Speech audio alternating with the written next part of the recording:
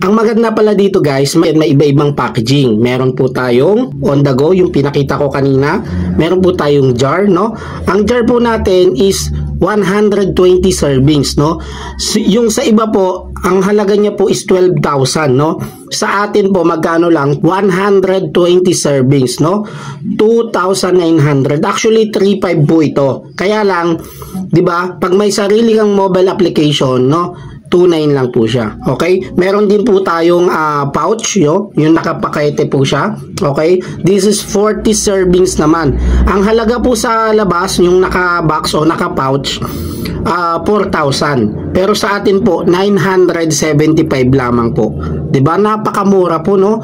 So, actually, 1,000 po yan, pero 'di ba? Pero dahil magkakaroon ka ng shopping app, 975 lang po. Okay? So yun po yung maganda kapag meron kang Salbeo shopping app. And then yung last po is meron pong capsule tayo, no. So depende po sa pangangailangan nyo, ilalagay ko po rito, no.